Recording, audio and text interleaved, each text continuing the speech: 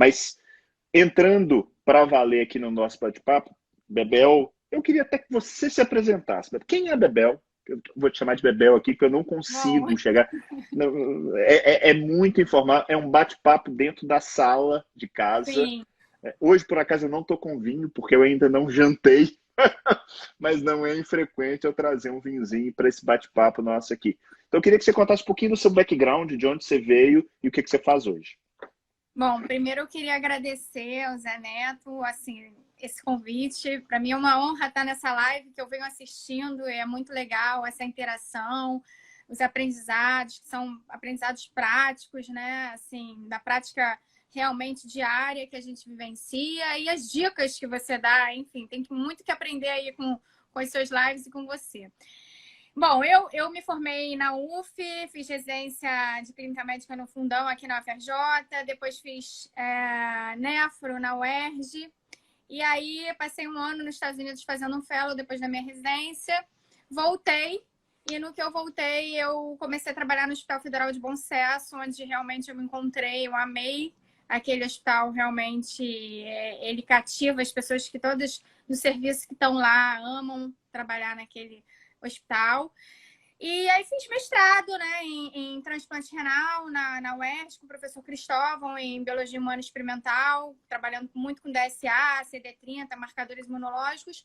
E aí engrenei no doutorado, porque a minha mãe sempre fala, olha, não para pensar quando você vai fazer mestrado, doutorado. Minha mãe tem 5 filhos, tem pós-doutorado, então eu acho que você tem que ir fazendo sem pensar, porque se a gente parar para pensar, a gente nunca faz nada. Então eu fui emendando uma coisa na outra. E aí emendei no doutorado. Meu doutorado foi em transplante renal e lúpus.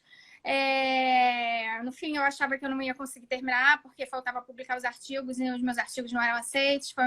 Enfim, é duro, árduo, mas a gente tem que persistir. E eu quase desisti, minha mãe de novo, não desiste, enfim. E aí eu finalizei meu doutorado, já estava trabalhando no Hospital Federal de Bom Sucesso. E nesse período da minha vida eu decidi não me dedicar à carreira ao hospital privado, fiquei mais realmente em hospital público, que foi muito bom, porque lá você vê de tudo, né? E coordenei os residentes. Acho que fui crescendo lá dentro, porque eu gostava muito de trabalhar. E acabou que esse ano eu me tornei chefe lá do serviço de nefro e transplante do Hospital Federal de Bom Sucesso. Infelizmente, a gente não está com o serviço completo, porque a gente está dividido num hospital transplantando, fazendo os procedimentos, e em Bom Sucesso, por conta do incêndio, a gente só está com a parte ambulatorial, mas é um serviço muito rico e eu quero convidar todos que vierem no Rio, tiverem oportunidade, quando a gente realmente retornar, para conhecerem, que acho que é o maior serviço do estado do Rio. Lógico que é muito mais assistência, né?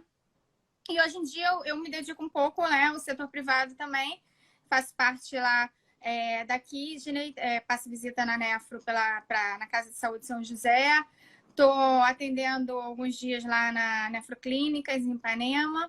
E, enfim, agora tem uma proposta aí, que eu devo trabalhar com o João também. A gente já está trabalhando junto com o João Luiz, fazendo uma pesquisa aí em relação à parte de agudo, oxíris, que eu estou aprendendo com ele, que é uma parte que eu realmente não dominava. Ele, para mim, é uma excelência na parte de contínua, terapia contínua. Todo mundo que vê a Nefro Academy provavelmente acompanhou a aula do João Luiz, né? E é isso, mais ou menos isso.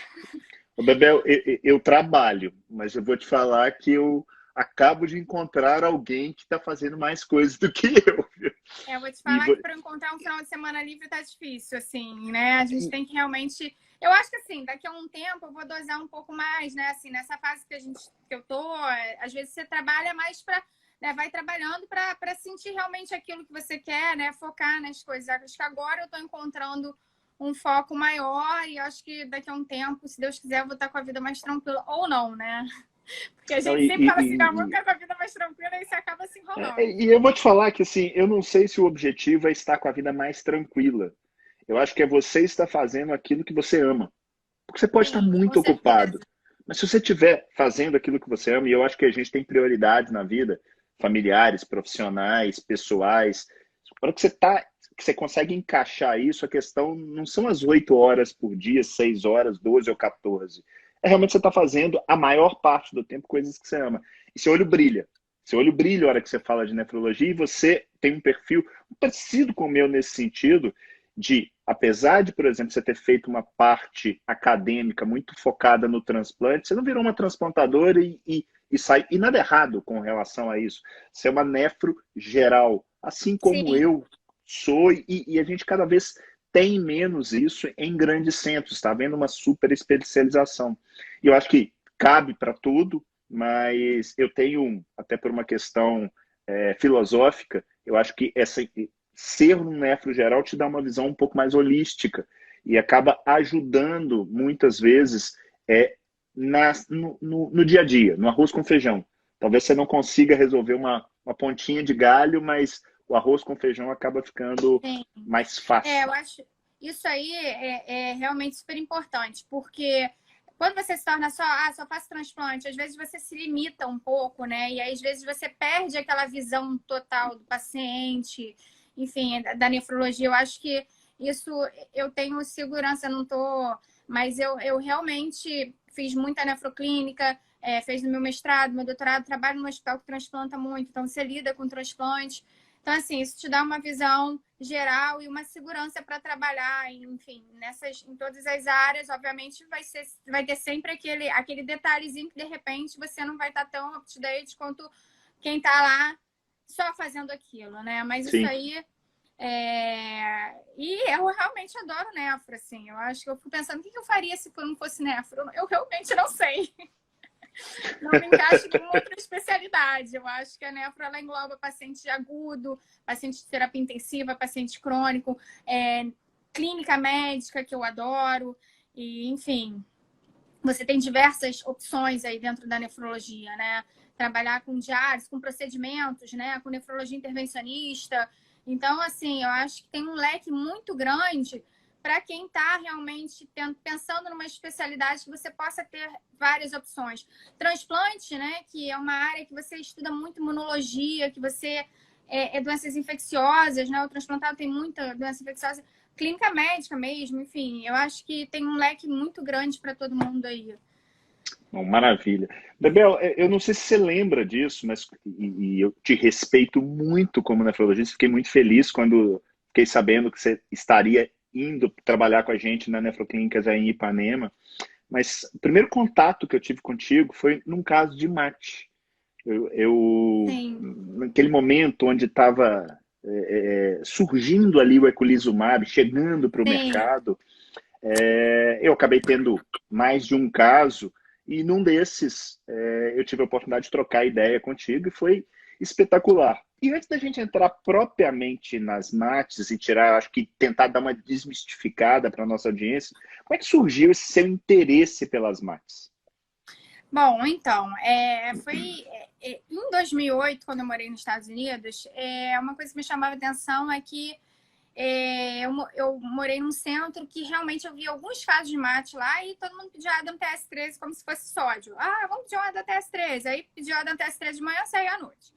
Aí quando eu voltei, fui trabalhar em Bom Sucesso, fiquei na rotina da enfermaria da nefrologia clínica.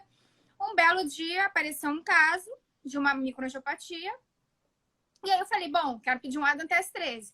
Obviamente, o hospital público não tem. Comecei a ligar para todos os hospitais privados, para todos os laboratórios privados, e não tinha lugar nenhum. Isso era 2013. Tá? Já tinha passado 2000, final de 2012. Já tinha passado um tempo, né?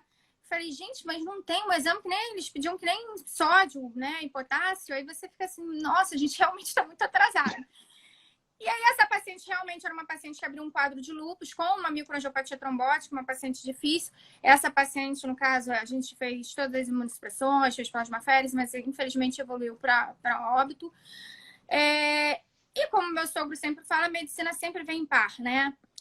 Ele costuma falar, você vê um caso e logo depois vem outro, né? Não sei se coincidentemente é porque você está mais ligado naquele diagnóstico.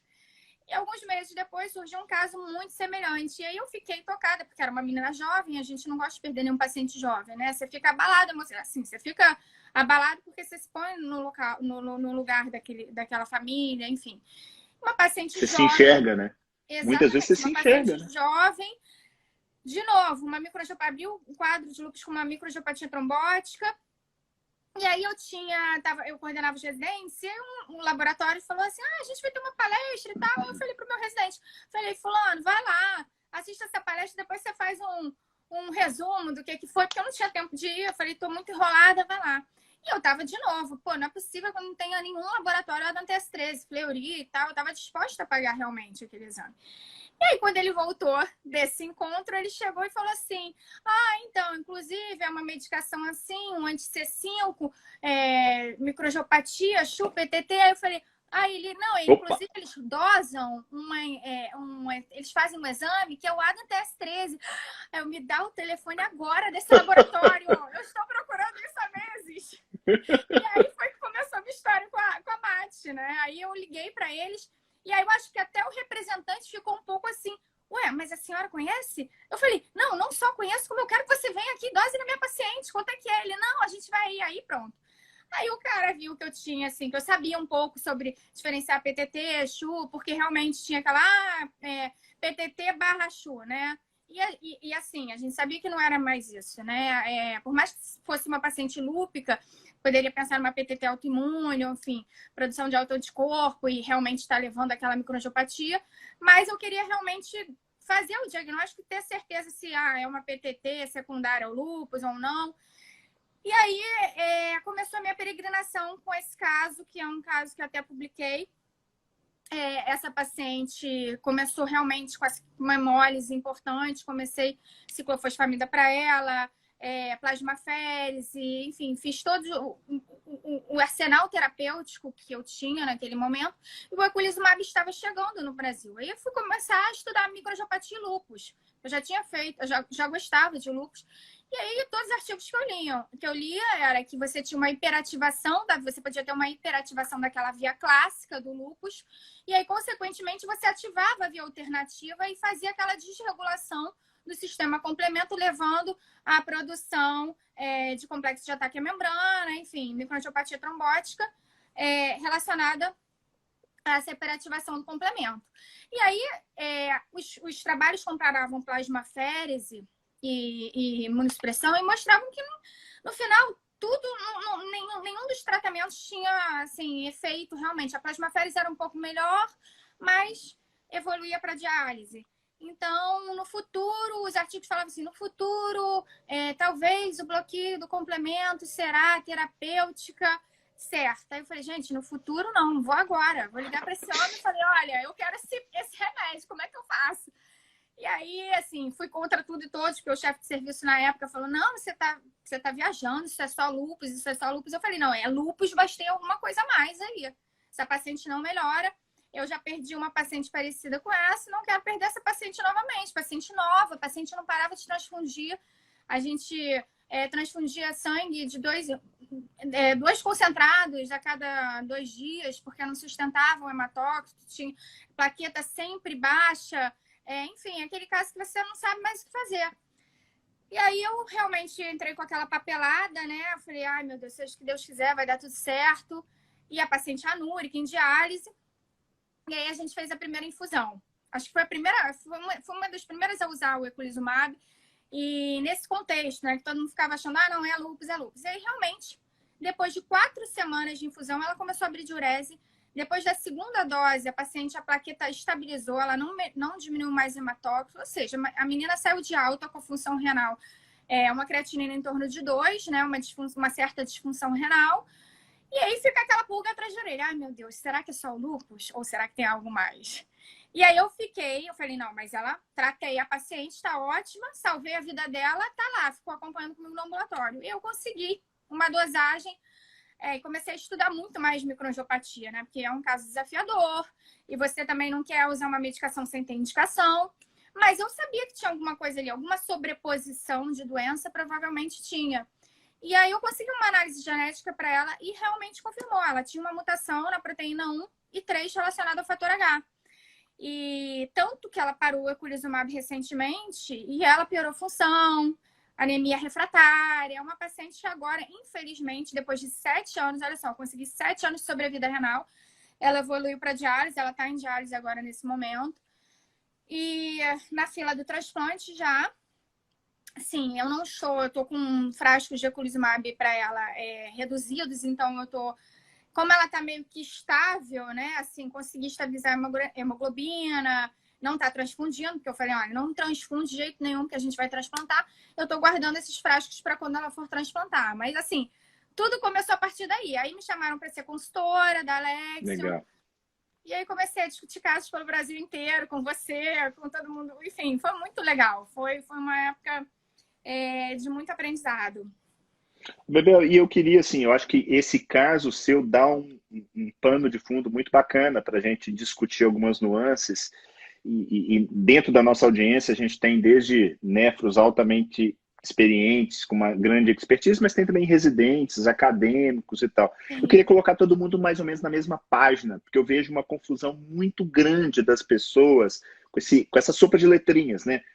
MAT, PTT, CHU, o que é anemia microangiopática? Eu queria que você desse um panorama geral básico. O que está dentro do que, como pensar do ponto de vista. Até se você quiser já falar alguma coisa de nomenclatura mais recente, mais puxando para o lado fisiopatológico, sinta-se à vontade. Não, em primeiro lugar, que todo mundo mate, né? Algumas amigas, o que é mate, né? Assim, a gente que está muito familiarizado, Não é realmente. aquilo que tem na praia, né?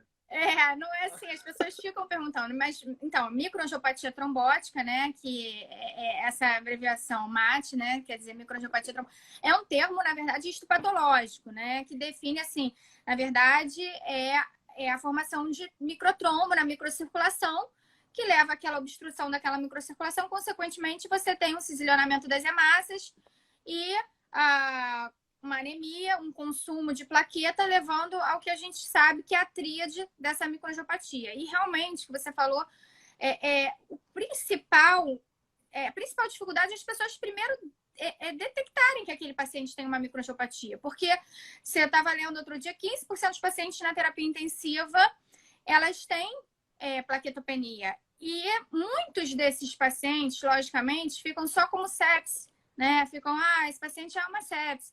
Ninguém para pensar, poxa, ele tem uma plaquetopenia, ele tem uma anemia, pô, ele tem uma insuficiência renal aguda. Então, a primeira coisa é você saber caracterizar aquela tríade da microangiopatia, né? A anemia microangiopática, que é a diminuição da hemoglobina associada à elevação da LDH ou diminuição da pitoglobina com presença de esquizócito, e aí eu valorizo muito a questão de ter o esquizócito, né? Eu sei que eu fico incomodada naquele paciente que tem uma anemia, uma trombocitopenia, uma LDH elevada, uma insuficiência renal e não tem esquizócito na lâmina. Por quê? Porque pode ser um linfoma, pode ser um mieloma, eu já vi vários casos assim.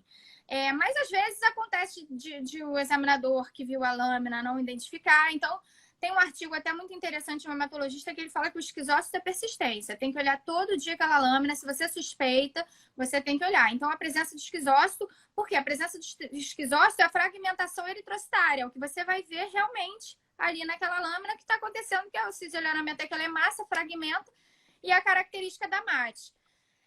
Associada a acometimento de órgão-alvo, né? Que é ou insuficiência renal, ou alteração do sistema nervoso central, enfim.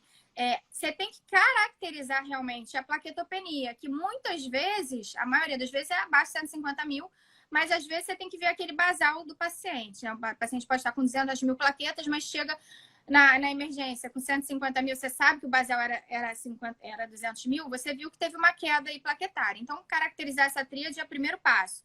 Depois que você caracterizou essa tríade, né, com a história do paciente, é você trilhar aquele caminho do diagnóstico diferencial. E é isso que eu acho muito legal na MAT, porque você tem um leque de diagnósticos diferenciais muito grande. Então, você vai se deparar com pacientes HIV, pacientes com câncer. Na época que eu era consultora da Alex, eu vi MAT em todo quanto é contexto. Deficiência de cobalamina, DGKY, hepatite, enfim, Gravidez, remédio. gravidez. Exatamente. Hoje em dia, Covid, né? Hoje em dia a gente vê no Covid, assim, é uma outra dificuldade que a gente tem também, porque é uma doença nova e ninguém sabe, assim, todo mundo fica um pouco perdido, mas eu vi realmente aqui no Rio uns 2 ou 3 casos que tinha uma microangiopatia bem evidente. Outros casos, você sempre fica na dúvida, porque o Covid ele dá essa endotelite muito grave, esse storm, essa inflamação, enfim, todo esse espectro da doença do Covid aí, essa coagulopatia do Covid, né? Agora tem alguns artigos falando dessa coagulopatia, porque é multifatorial, né? Você tem CIVD envolvido, você tem aí, alguns artigos mostram que você tem anticorpo antifosfolipídio circulante em alguns casos. Tudo isso leva a lesão endotelial, a formação de microtrombo, enfim, e fica uma sobreposição. Então, é muito mais difícil, realmente, se não for aquele caso gritante, né? Mas eu acho que o principal é isso para a gente trilhar o caminho do diagnóstico diferencial. Aí, no momento que você caracteriza essa tríade, você tem que pensar, bom, então o que é? Né? Primeira coisa que eu falo é descartar PTT. Isso é importantíssimo, porque PTT mata em 24 horas. Se você não fizer o diagnóstico de PTT e não começar a terapêutica correta, em 24 horas, aquele paciente foi a óbito. Então, é importantíssimo você... A gente sabe que a gente não tem o ADAM TS13 tão facilmente, nem o resultado sai no dia seguinte. Então, a gente tem o critério de Zuber, que é aquele que você tendo uma plaqueta acima de 2,3, uma creatinina acima de 2,3, uma plaqueta acima de 30 mil, praticamente exclui PTT, porque PTT a gente sabe que tem uma plaquetopenia maior, a gente sabe que dá menos insuficiência renal aguda, e hoje em dia a gente tem o score Plasmic, que é um score feito por Harvard, que são 7, eles fizeram uma regressão logarítmica dos pacientes com microangiopatia que eles tinham, e aqueles que tinham deficiência grave do ADAM TS13 tinham um score Plasmic muito alto, que levava um valor, uma sensibilidade de 96% daquele paciente realmente ter a PTT. Então, na beira do leito, a gente já consegue fazer isso com os poucos exames que a gente tem. Então, você descartou PTT, ótimo. Então, vamos pensar em outro diagnóstico. Agora, se você olha, realmente esse paciente tem uma PTT, é plasmaférese imediata com infusão de plasma. Não adianta você... não, vou fazer com o E muda o jogo, né? Deixar claro, muda o jogo. Sim.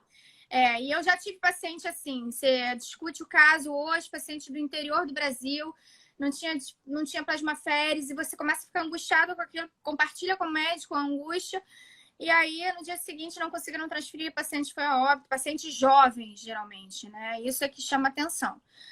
Eu acho que esse é o principal, pensou PTT, plasmaférese. Mas eu costumo falar que quando você tem uma MAT, na dúvida, também é plasmaférese. Por quê? Porque você ganha tempo ali, né? Óbvio, se é um paciente que vem com uma história característica de uma CHU típica, que a gente sabe que tem uma história, teve diarreia, 7 dias depois começou com cansaço, mal-estar, poxa, a gente fez o exame, tem uma insuficiência renal aguda, não, isso tá com cara de ser CHU típica. Lógico, eu não vou fazer uma plasmaférese, eu vou fazer uma terapia de suporte. Então, a história, o exame físico e esse início, ele é importantíssimo para a gente já definir qual o caminho que a gente vai tomar. Em termos de terapêutica e em termos até de solicitar exames, enfim, qual é o caminho de diagnóstico diferencial que eu tenho que pensar nesse momento.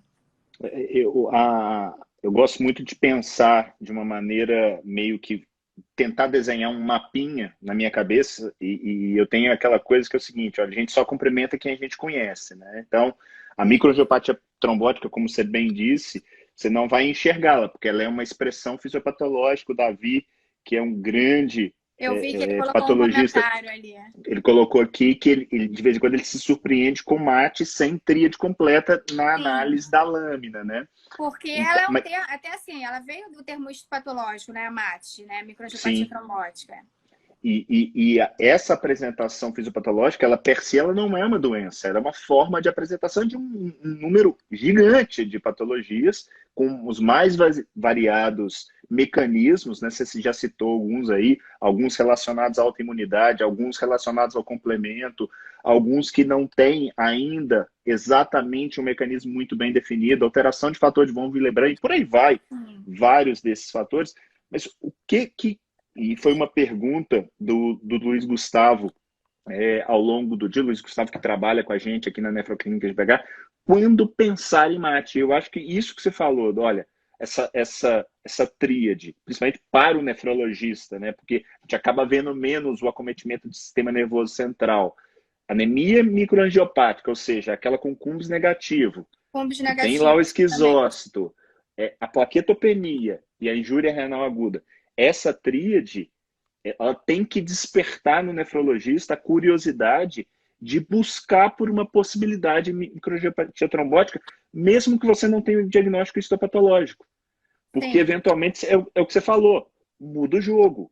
Não só com plasmaféresis, mas, eventualmente, até com algum tratamento específico que pode, não precisa... Porque a gente pensa assim, não, plasmaféresis é eculizumab. Tá, tem que tirar a droga.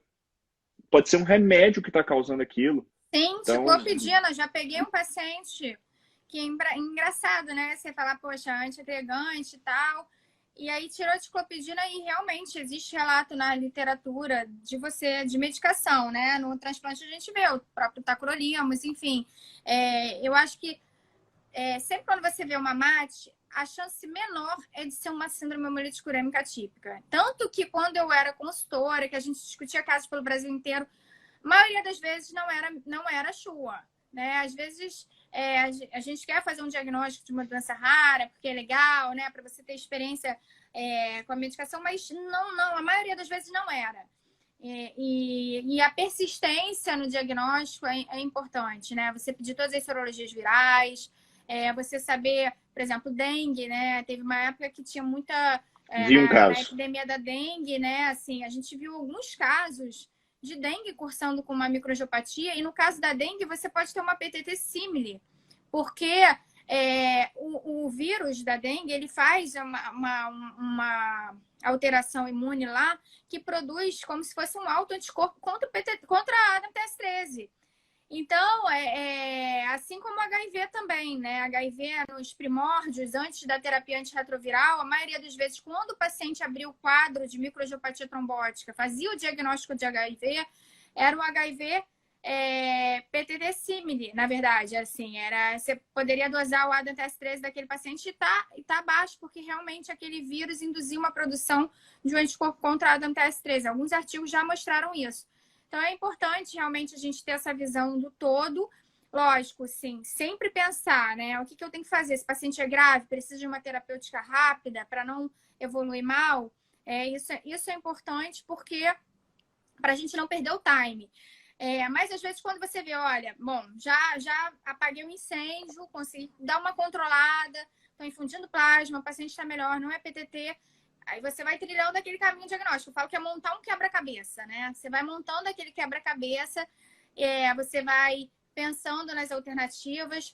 Já vi também, olha, outra coisa impressionante, sempre rastrear a neoplasia, porque já caí na pegadinha de você falar, nossa, não tem mais nada, e aí a pessoa tem lá um CH, até CA de mama eu já vi, com metástase dando microangiopatia, enfim, por infiltração de medula. Tem vários casos interessantes e a gente, às vezes, assim, não, isso é Shua, né? E quando você vai ver, não, olha, agora não, agora a gente viu que tem uma metástase, uma infiltração medular e já aconteceu isso. Então, é importante. Eu acho que dentro desse raciocínio diagnóstico, quando você tem a microangiopatia trombótica, mais a plaquetopenia, associada ou não à injúria renal, que acaba, no contexto da nefrologia, estando presente ali para a gente estar participando do caso. Estou colocando aqui o nefrologista não clínico na acepção da palavra mesmo, que eu acho que todo nefrologista deveria fazer clínica médica no seu dia a dia.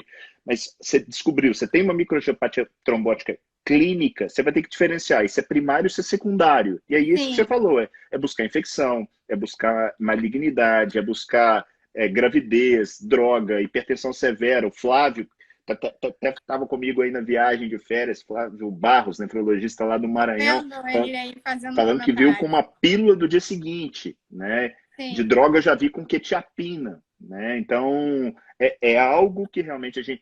Transplante é muito frequente, é associado aos Sim. inibidores de casneurina, né? Mas você Mas aí, sabe Bebê... que 30% dos pacientes que fazem mate pelo tacrolimus tem alguma mutação no complemento. Eu costumo falar assim, olha, só faz mate quem pode, não é quem quer, entendeu? Porque o indivíduo que faz uma microangiopatia O Stanley sempre fala isso, eu gosto. Ele tem alguma coisinha ali naquele endotélio, naquele complemento. Não estou dizendo que ele tem uma mutação, mas ele tem alguma alteraçãozinha ali, algum desequilíbrio para ele fazer aquela microangiopatia naquele momento, né? Talvez até tenha, a gente ainda não conheça, né? Sim, exatamente. Exatamente. E aí, Zé, o que eu acho que as pessoas têm que pensar fez o diagnóstico, é tratar a causa base, né? Porque muitas vezes você tratando, né, o paciente melhora.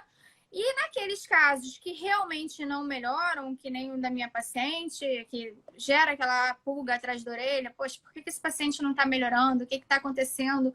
Aí sim, você pensar que pode ter uma alteração genética, alguma coisa a mais, para você pensar numa sobreposição de doença e assim pensar, não, realmente ele tem uma síndrome hemolítica urêmica atípica, uma doença ali do complemento, e aí tem terapêutica para isso atualmente, né? A gente sabe. Vamos trazer para uma coisa que eu gosto muito, que é aquilo que não está no livro. Então tá, peguei um paciente transplantado, tríade clássica, biópsia, mate. Tirei o tacrolimus dele. Quanto tempo até você chegar e falar assim, esse troço está demorando, isso não tá revertendo, não. Como é que você faz no seu dia a dia? Porque é aquela coisa que às vezes não tem regra mágica, não tem, Não isso não tem. está escrito, né? Qual que é a sua percepção? Você que já viu tantos casos, como é que você lida nesse momento aí? Tem onde que você se apega a falar assim, não, peraí, isso aqui, será que está entre os 30%? Isso aí é sempre uma pergunta que todos se fazem, inclusive eu, né? A gente se pergunta, caramba, até quando eu vou esperar? Eu acho assim, tem que começar plasma, eu começaria plasma. Já de E cara? eu gosto de fazer um plasma porque eu sinto que eu estou infundindo complemento. Eu sei que tem artigos que mostram que não tem diferença, mas eu acho que ali você infunde complemento, então se tiver alguma alteração, você está dando uma abafada ali naquele incêndio. Mas assim, realmente não tem uma fórmula mágica, mas eu acho que uma semana, 10 dias, apesar de, na falta hoje em dia, né, da medicação do eculizumab, que todo mundo sabe, acaba que a gente espera mais tempo e às vezes a gente tem se surpreendido, né? O paciente, ele recupera parcialmente a função e a gente vai levando. Só que o meu medo é que, poxa, uma pessoa que apresentou uma MAT no transplante, você sabendo que 30% tem uma causa aí genética, o ideal seria o quê? Poxa, fez, reverteu, mas vamos fazer a genética desse doente, né? Ele tem um transplante, um enxerto. Então, ele perder esse enxerto não é o que a gente deseja nesse momento, porque a gente sabe que um retransplante, o paciente vai estar hipersensibilizado, até porque ele vai transfundir, provavelmente, enfim. Então, eu acho que o cenário ideal seria a gente poder fazer essa genética de todo mundo. Mas, assim, eu acho que 7 a 10 dias, paciente não melhorando nada, mantendo um quadro de hemólise persistente, eu pensaria que, olha, tem que fazer alguma coisa. E eu acho que o que acontece no transplante é um dos lugares, um dos cenários que, por incrível que pareça, as pessoas demoram mais a fazer o diagnóstico diferencial, porque sempre ficam, assim, os transplantadores, alguns eu vejo que são refratários a pensar, não, tudo é chu agora, ou então, não, poxa, eu vou fazer. Óbvio que eu sei que não é, mas no transplante eu acho que a gente tem que ter um cuidado a mais, porque ele perdendo aquele enxerto, o retransplante é muito difícil para aquele paciente. Então, eu acho que seria a área que eu ficaria. É uma área que eu fico sempre assim, não, vamos pensar em mate, tá, vamos tirar o tacrolimus, não sei o quê. Sempre fico com aquela coisa da chuva na cabeça, óbvio, porque a gente sabe que esses pacientes recorrem e perdem o enxerto. E tentar ser rápido, né? Infelizmente, agora a gente não está tão com a droga disponível, mas eu acho que o principal é a gente ter aquele feeling de não deixar o tempo passar e aquele paciente, enfim, ser prejudicado e tentar ajudar, né? Enfim. Mas Maravilha. assim, é uma resposta que, na verdade, você vai escutar pessoas que... Essa paciente lúpica, por exemplo, durou praticamente um mês ela ainda hemolizando, enfim. Consegui recuperar a função renal dela, consegui que ela evoluísse bem, mas não vou te falar, foram 7 dias. Agora, nesse caso que eu publiquei, do lúpus, eu fiz uma revisão sistemática, porque eu fiquei, né? As causas, assim, quando você tem uma causa aparente para aquela microangiopatia, E aí você começa a tratar aquela causa. A pessoa não melhora, o paciente não melhora. Por exemplo, você tirou o tacrolimus, não melhorou. Ah, você viu que é um lúpus, está tratando, não melhorou. São os mais difíceis. E aí, nesse caso dessa paciente, eu fiz uma revisão sistemática. Eu peguei todos os casos publicados de lúpus e SAF que fizeram eculizumab. E a maioria das vezes, aqueles que não responderam, todos que fizeram eculizumab nesse mesmo perfil, tinha uma microangiopatia trombótica, não respondeu, paciente gravíssima, pensou que pudesse ter uma sobreposição, fizeram. Os que demoraram mais tempo, assim, mais de 200 dias e tal, não tiveram resposta satisfatória. Ou seja, às vezes não recuperou completamente a função renal, continuou em diálise. Então, assim, tempo é rim. Tempo sistema nervoso central, porque teve um caso desses que a paciente ficou com sequelas neurológicas.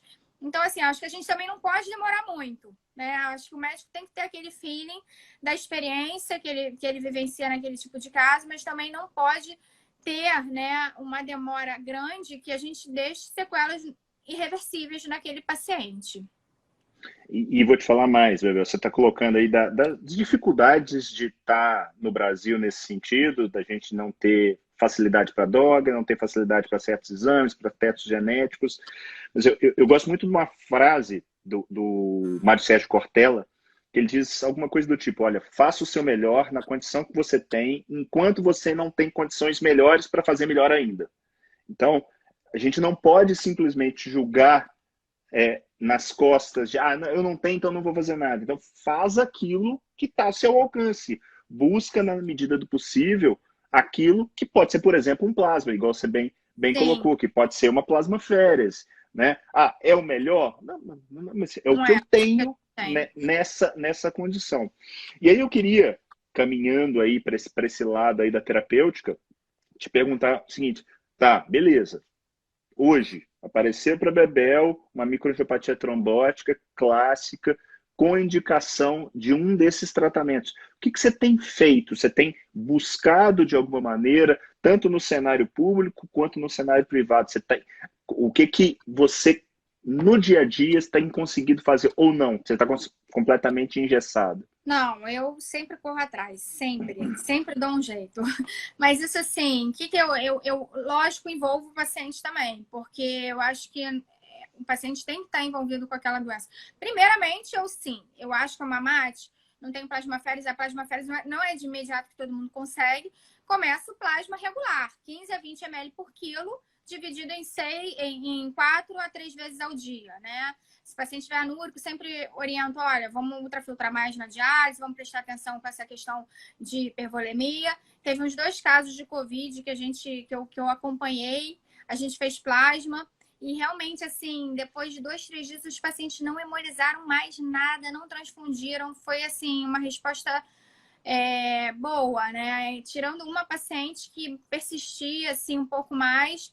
Mas, assim, por exemplo, se eu acho realmente, olha, vamos começar plasma, eu faço aqueles 3 diazinhos, eu acho que está respondendo, eu tento a plasmaférese, porque a gente sabe que a plasmaférese você tem uma eficácia maior, então, porque você retira aqueles fatores, né, os anticorpos, que seja, os fatores que estão defeituosos e repõe com um volume de plasma maior, né? É bem diferente. Eu sempre tento iniciar com plasma, eu vejo que está respondendo, eu vou em busca da plasmaférese, e sempre também me cercando que aquele paciente não está infectado, que não tem nenhuma outra contraindicação, enfim, né? Sempre tomando esses cuidados. E se eu realmente acho, olha, não, isso aqui merece, não, isso realmente é chua, isso aí. O que acontece, né? É uma medicação cara que a gente não tem mais aquela facilidade que tinha, doação, enfim. Eu criei, né? Eu tenho um ambulatório hoje que eu tenho mais de 15 pacientes, porque acaba que muita gente foi me encaminhando, eu acompanhando junto com outros médicos. E os próprios pacientes, eles têm uma rede de apoio, né? Então, eu fico sabendo de paciente que tá... Olha, tem paciente sobrando aqui que está espaçando dose. Eu tenho espaçado muitas doses, né, dos meus pacientes. E já tive paciente que foi pegar frasco da Espaçado outra quanto? Eu tenho espaçado dose CH50. Se CH50 está abaixo de 30, no caso dos meus pacientes, sempre está assim, 5, 10. Aí eu falo, olha, em vez de fazer 2 semanas, vamos fazer daqui a 3 semanas. Porque aí eu dou uma segurada nos frascos, ganho tempo. Mas você tem que ser Agora, guiado pelo CH50. Legal. sim, eu tenho uma puérpera agora, ela ficou grávida, né? Ela mora lá morava na Inglaterra, voltou para o Brasil. Lá na Inglaterra, ela estava lá no Newcastle, com aquele médico referência mundial, tudo bonitinho. Quando chegou no Brasil, não tinha frasco, enfim, ela, poxa, indo ter neném, eu tensa, eu falei, meu Deus, e ela tinha uma mutação grave. Ela teve uma pré-eclâmpsia, uma eclâmpsia, enfim, deu tudo certo, o neném nasceu, ela ficou razoavelmente estável, mas eu falei, não, temos... E o CH50 dela não bloqueava, não bloqueava. E aí é a rede de apoio, né? Os próprios pacientes se falam e acabam que eles encontram sempre, olha, tem uma paciente lá em Minas que tem, eu já tive paciente que foi em Minas buscar a medicação. Mas essa semana eu tô assim, essa semana, quando uma paciente minha, poxa, assim, com dificuldades financeiras, foi em Minas pegar uma medicação, porque voltou a embolizar, você fica assim, gente, como é que pode, né? Coitada, ela ganhou na Mega Sena ao contrário, ainda tendo que lutar para viver, né? Para ter uma qualidade de vida. Eu tô em cima, assim, mandando mensagem para uma médica que está no Ministério da Saúde, falar, olha, a gente tem que fazer uma reunião para ver a questão da doença rara, assim, a gente não pode simplesmente fechar os olhos e falar, não está nada acontecendo, porque eu me coloco no lugar. Se fosse o filho de um deputado, enfim, eles iam correr atrás, entendeu? Então, assim, ninguém tem culpa de ganhar na Mega Sena, ao contrário, eu sempre falo isso. Então, eu acho que a gente não pode fechar os olhos, eu acho que a gente tem que fazer centros de referência de microangiopatia trombótica, como tem lá na Inglaterra, em Newcastle, que eles manejam tanto o eculizumab como as típicas, eles orientam, enfim, eles são experts naquilo e eles conseguem, né, pegar aquele dinheiro que eles têm, porque lá também o dinheiro é finito, e tratar todo mundo. Então, assim, a gente pode fazer isso também, né? E vou te falar, você deu um atrás, exemplo ótimo. Porque na Inglaterra, o que o governo faz? Ele também não deixa a droga entrar por um valor tão alto. Porque para o laboratório, ok, ele tem um interesse financeiro e eu acho que não tem problema nenhum por isso, mas ficar no meio do caminho, nem tanto ao céu, nem tanto à terra, é importante, porque a gente chega nesse ponto, tal, um possível ponto de equilíbrio, onde você não vê essa situação acontecer, né? Flávio está citando aqui, ó, de ver duas pessoas perdendo função renal porque acabou o remédio. Isso realmente é um negócio muito doloroso, né? Não, muito. E aí, assim, uma dessas pacientes, fiquei realmente com o coração na mão. Falei, gente, a menina não tem dinheiro direito, já tá indo pra Minas pegar um avião. Imagina como é que eu não... Porque, assim, não conseguia judicialmente, a menina, aptoglobina lá no pé, e só tem um rim, que o outro rim perdeu, enfim, na biópsia, que teve lá na frente, lá atrás, aquelas histórias trágicas que a menina conseguiu sobreviver e mantinha uma função razoavelmente boa, né, pro que ela teve. E aí começou a hemorizar, voltou a hemorizar, sem remédio, e aí você começa a fazer aquela rede de apoio. E assim, isso é que eu falo, olha, eu dou o WhatsApp de todas as minhas pacientes têm meu WhatsApp. E aí eu começo, fulana, posso dar seu telefone para Beltrana que está precisando de remédio? Você conhece alguém?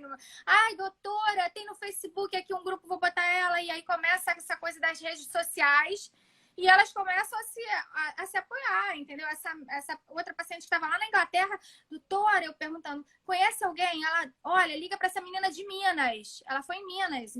Essa menina tá com frasco sobrando porque espaçou e vai vencer, e aí elas trocam, enfim. Infelizmente, a gente está fazendo isso, que não é o ideal, mas eu acho que a gente tem que ter políticas públicas que visem, né, esse manejo melhor dessas medicações caras. Eu sei que a gente não pode priorizar uma doença rara em detrimento da hipertensão, da diabetes. Falo isso porque a minha família é de economista, meu irmão é economista, então sempre tem essa discussão, né? Do custo-benefício. Poxa, você vai gastar 1 milhão numa paciente, tu poderia estar tratando não sei quantos mais. Assim, isso não cabe para mim na medicina. Né? O que eu falo, você não pode relativizar uma vida, um paciente, falar assim, ela não tem direito a tratar. O SUS é universal. Vamos começar aqui, ó, filosofar. Mas eu acho que isso é uma discussão importante, Bebel. Isso é uma discussão importante porque a gente normalmente não conversa sobre isso.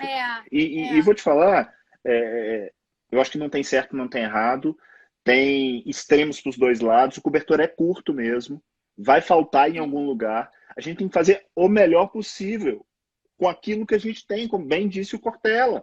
É fazer isso para fazer melhor ainda amanhã. O que eu acho, eu concordo, gênero, número e grau, eu consigo, não dá para fechar os olhos. Não dá para fingir que não existe. Tem que buscar a melhor solução. Isso é um fato. Entendeu? E eu não acho que é função nossa como médico chegar e falar assim, não, não, eu não posso fazer, então não vou fazer, fecha os olhos e acabou.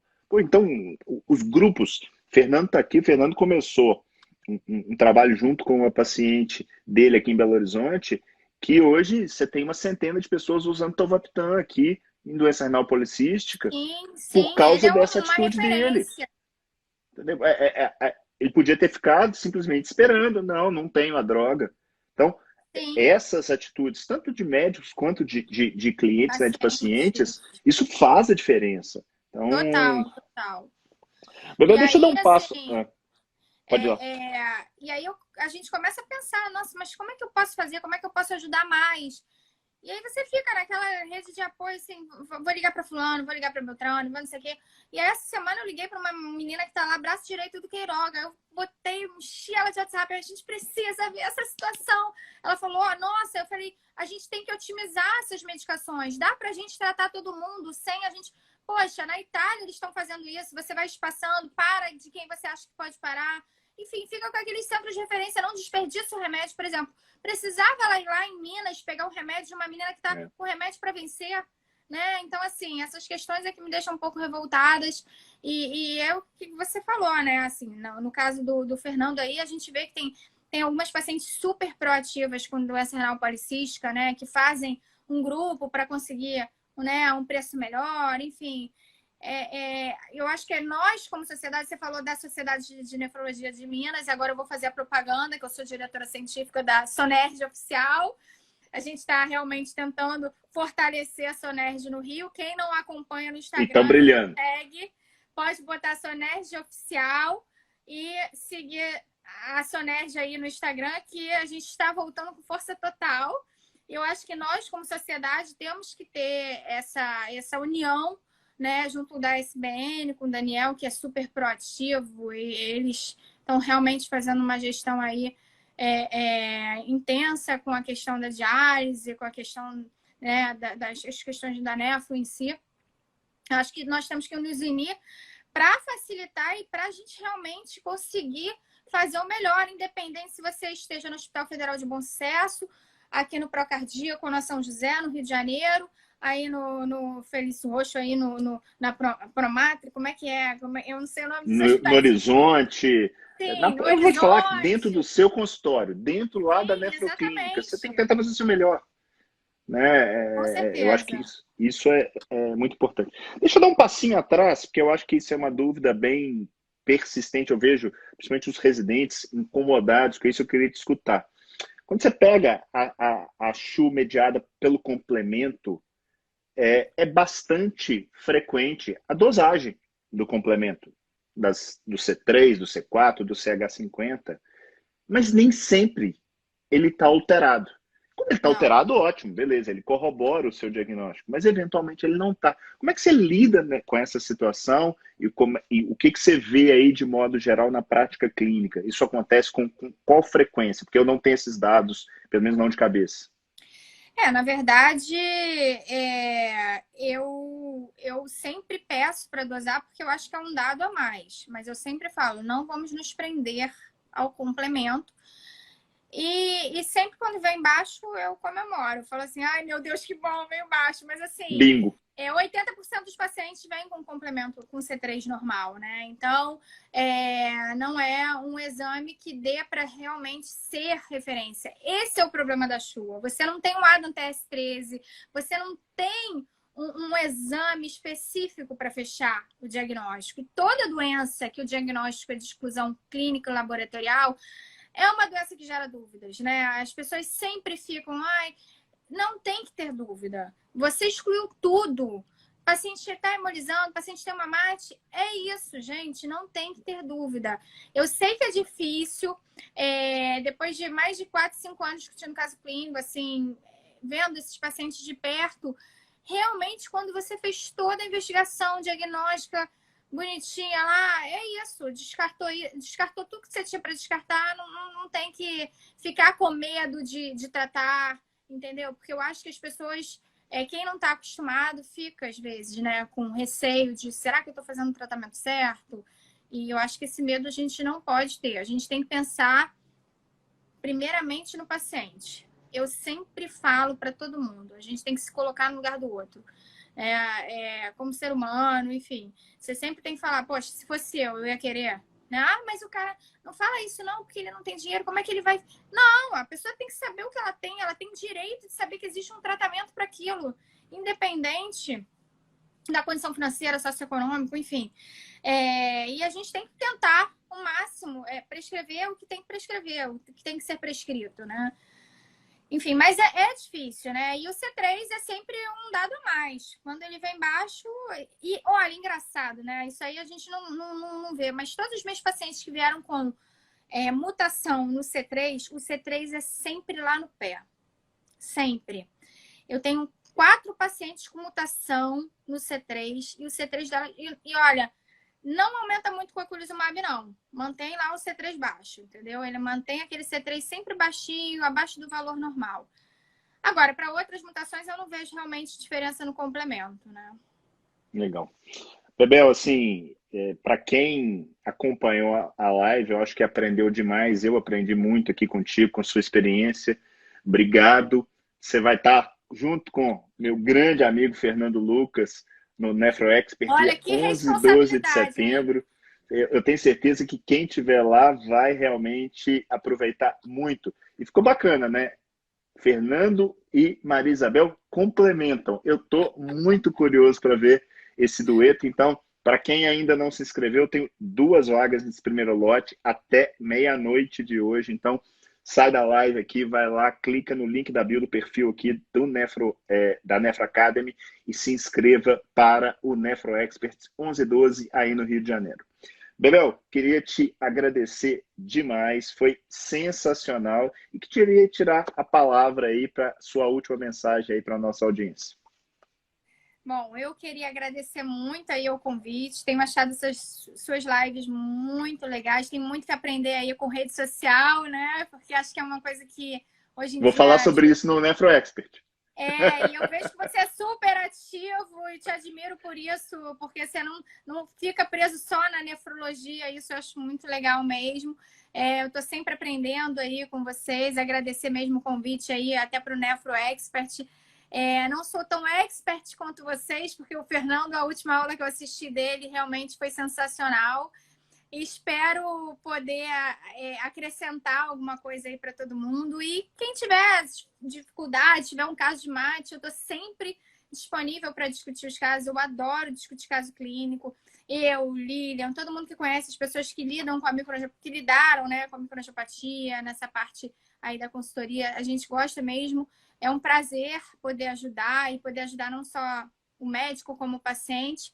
E, mais uma vez, obrigada e sigam também a Sonerj, hein? Sonerj está aí, ó, batendo palminha.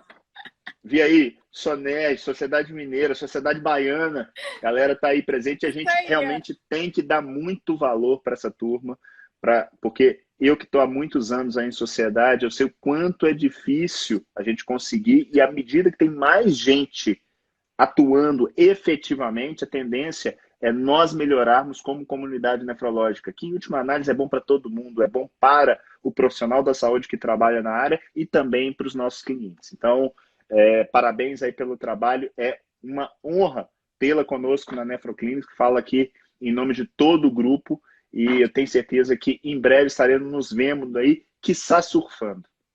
Isso aí, gente. Obrigada, hein? Valeu demais, Bebel. Beijão. Valeu, turma. Grande abraço. Tchau, tchau.